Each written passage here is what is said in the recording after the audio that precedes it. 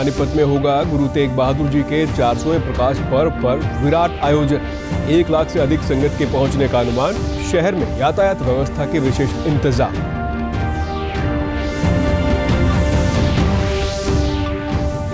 सूचना एवं प्रसारण मंत्रालय ने निजी टीवी चैनलों के लिए जारी की एडवाइजरी। अर्ध सत्य और मानहानि वाली सामग्री का नहीं होना चाहिए प्रसारण।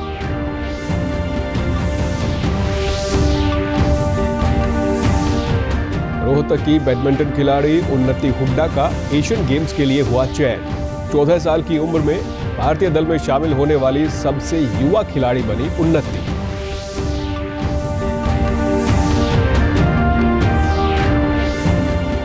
और प्रधानमंत्री नरेंद्र मोदी कल 11 बजे आकाशवाणी पर करेंगे मन की बात। आकाशवाणी और दूरदर्शन के समूचे नेटवर्क पर होगा प्रसारण।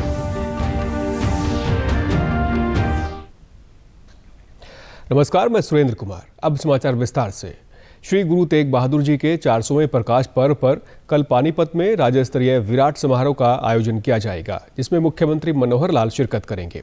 कार्यक्रम की तैयारियों में विशेष तौर पर यह ध्यान दिया गया है कि संगत को गर्मी में भी ठंडक का एहसास हो। वहीं पुलिस ने भी सुरक्षा व यातायात के कड़े प्रबंध किए हैं। आयोजन समिति के संयोजक व करनाल के सांसद संजय भाटिया ने बताया कि पंडाल में जर्मन तकनीक से बना वाटर प्रूफ, फायर प्रूफ और वेंटिलेशन कंट्रोल करने वाला टेंट लगाया गया है। पंडाल में 200 पानी वाले पंखे, 600 सामान्य पंखे और 100 बड़े कूलर लगाए गए हैं। पंडाल के अंदर अलग अलग संस्थाओं की ओर से शीतल पेय की लंगर सेवा होगी। इसमें ठंडा पानी, शरबत, लस्सी, ठंडाई, जलजीरा, गन्ने का जूस और फलों के जूस के इंतजाम किए गए हैं। पुलिस अधीक्षक शशांक कुमार सावन ने बताया कि कल सुबह 5 बजे से देर शाम तक पानीपत में भारी वाहनों के प्रवेश पर पूर्ण रूप से प्रतिबंध रहेगा। वाहनों के लिए पार्किंग की व्यवस्था उत्सव स्थल के सामने दशहरा ग्राउंड में की गई है। कार्यक्रम में आने वालों के लिए कई एंट्री पॉइंट्स बनाए गए हैं। सम्मानित संतों के वाहनों के लिए अलग से रूट व पार्किंग बनाई गई है।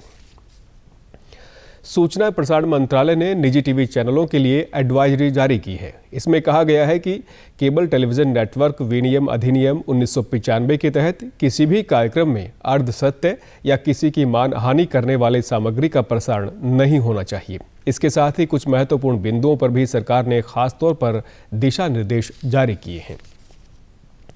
रोहतक की बैडमिंटन खिलाड़ी उन्नति हुड्डा ने एक और उपलब्धि हासिल की है।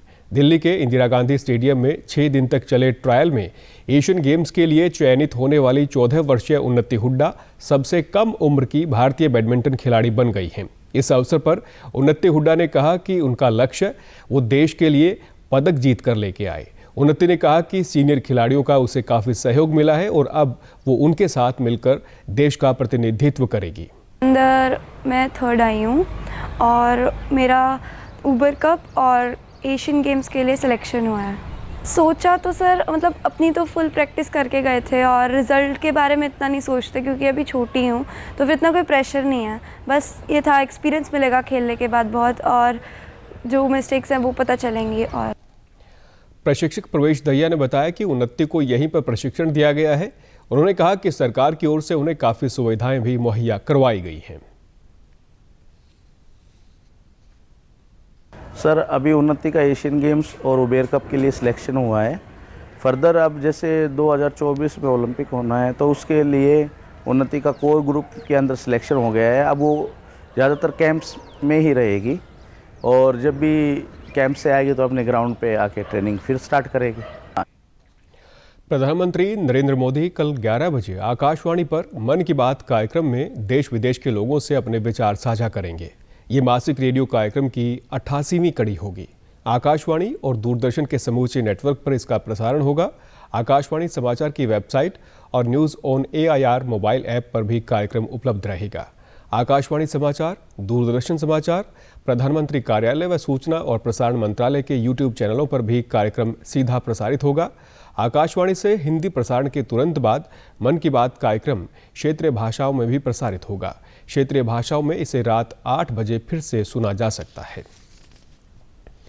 आज़ादी का अमृत महोत्सव के तत्वाधान में परिवहन मंत्री मूलचंद शर्मा ने आज बल्लभगढ़ के कल्पना चावला सिटी पार्क से मेगा सफाई अभियान की शुरुआत की। कैबिनेट मंत्री ने सफाई कर्मचारियों की समस्याएं भी सुनी और समाधान का आश्वासन भी दिया। उन्होंने नगर निगम के अधिकारियों को भी निर्देश दिए कि वे काम में लापरवाही ना बरतें। परिवहन मंत्री ने कहा कि नगर निगम की सभी अधिकारी अपने वार्ड में सीवर के मेनहोल की जांच अवश्य करें। उन्होंने कहा कि ड्यूटी में कोताही बरतने वालों के खिलाफ सख्त कार्रवाई की जाएगी। उन्होंने कहा कि प्रधानमंत्री नरेंद्र मोदी ने और मुख्यमंत्री मनोहर लाल ने अनेक जनहितैषी योजनाओं को क्रियान्वित किया है। इनमें स्वच्छता अभियान, बेटी बचाओ बेटी पढ़ाओ अभियान, आयुष्मान भारत सहित हर वर्ग के लिए अलग अलग योजनाएं शामिल हैं। कैबिनेट मंत्री ने 44 करोड़ रुपए की एक पेयजल योजना के अलावा 5 करोड़ रुपए की धनराशि से एक बूस्टर के जीर्णोद्धार करने की भी घोषणा की। केंद्रीय स्वास्थ्य मंत्री डॉक्टर मनसुख मांडविया ने कहा है कि देश 2025 तक टीबी मुक्त होने की दिशा में तेजी से आगे बढ़ रहा है। एक ट्वीट में उन्होंने कहा कि उत्तम स्वास्थ्य देखभाल और आधुनिक उपचार से ये लक्ष्य हासिल किया जाएगा। उन्होंने कहा कि केंद्र सरकार 2025 तक टीबी के उन्मूलन के लक्ष्य के साथ काम कर रही है। केंद्रीय स्वास्थ्य मंत्री ने कहा कि टीबी के मामलों की दर घटकर लगभग 34% रह गई है। 2015 में प्रति 1 लाख लोगों में टीबी मरीजों की संख्या 217 थी, जबकि 2020 में यह घटकर 142 रह गई। 2015 में प्रति 1 लाख लोगों पर मृत्यु दर 32 थी, तो 2020 में घटकर 15 रह गई।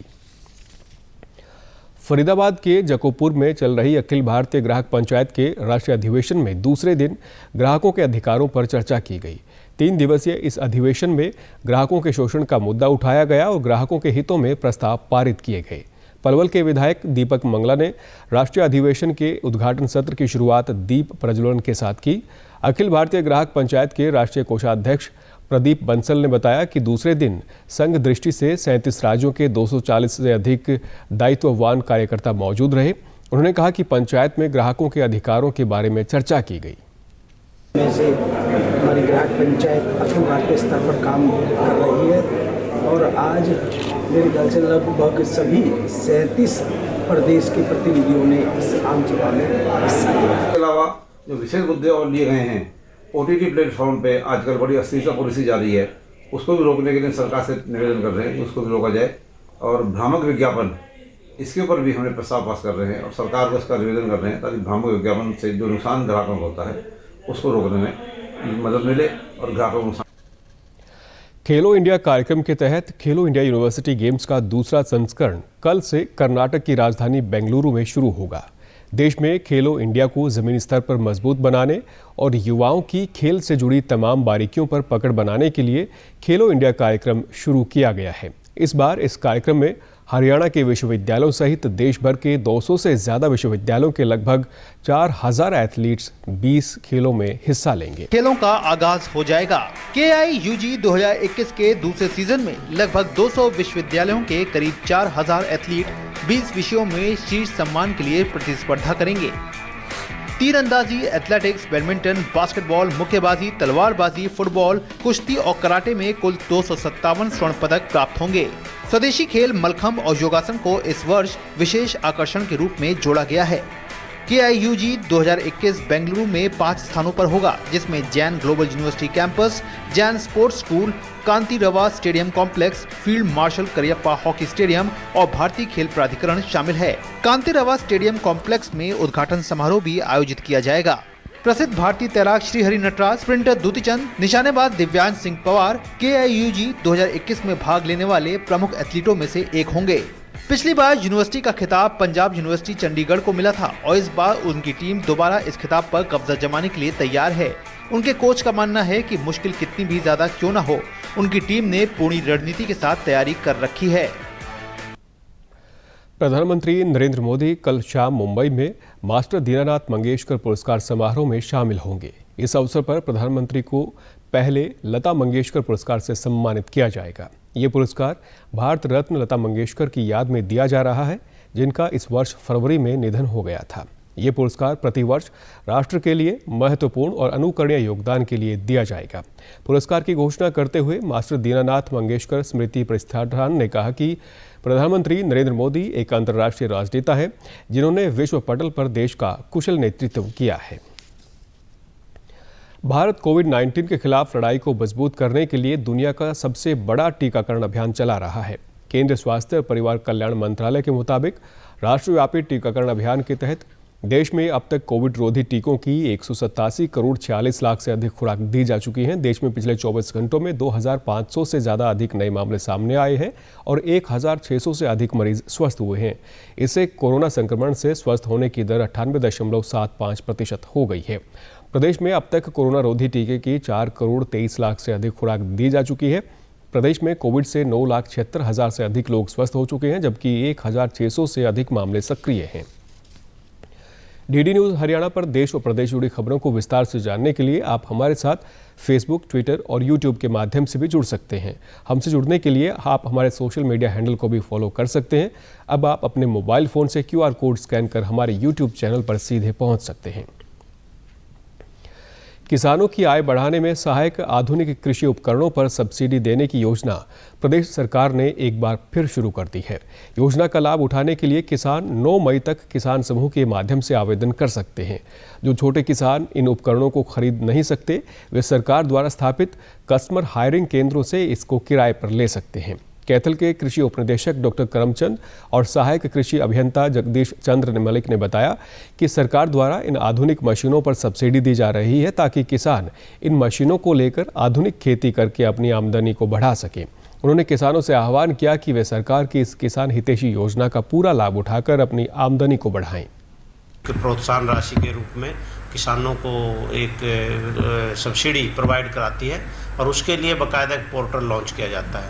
तो हाल ही में जितनी भी मशीनें हैं, चाहे वो DSR मशीन है जी और उससे संबंधित ट्रैक्टर माउंटेड स्प्रे पंप है, दूसरी जितनी भी मशीनें संबंधित जो अभी सीजन में प्रयोग होंगी, उनके लिए किसान भाई पोर्टल पर अपना पंजीकरण कर सकते हैं www.agriharyana.gov.in पर जाकर। और इसकी अंतिम तिथि हमने 9 मई रखी है। 9 मई से पूर्व सभी किसान अपना पंजीकरण करवा लें।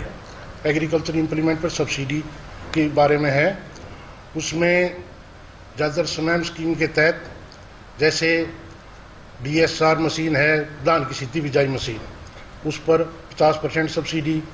उसके बाद मेज प्लांटर जैसे मक्का बिजाई मशीन है, उस पर भी 50% सब्सिडी है।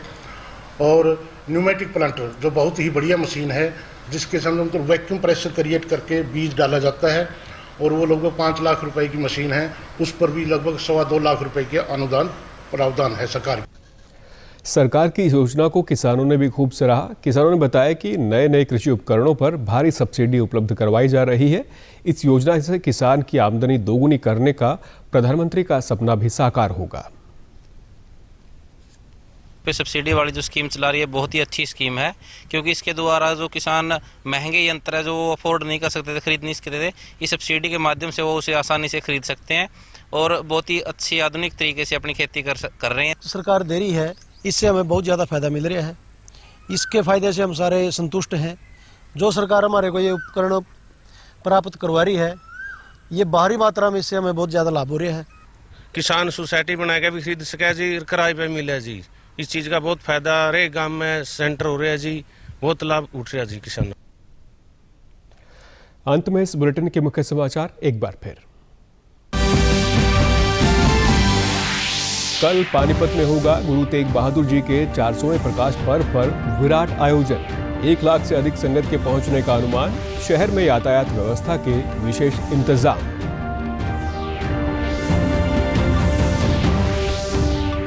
सूचना एवं प्रसारण मंत्रालय ने निजी टीवी चैनलों के लिए जारी की एडवाइजरी।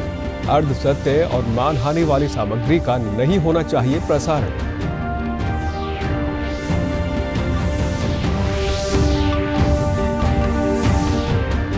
रोहतक की बैडमिंटन खिलाड़ी उन्नति हुड्डा का एशियन गेम्स के लिए हुआ चयन। 14 साल की उम्र में भारतीय दल में शामिल होने वाली सबसे युवा खिलाड़ी बनी उन्नति।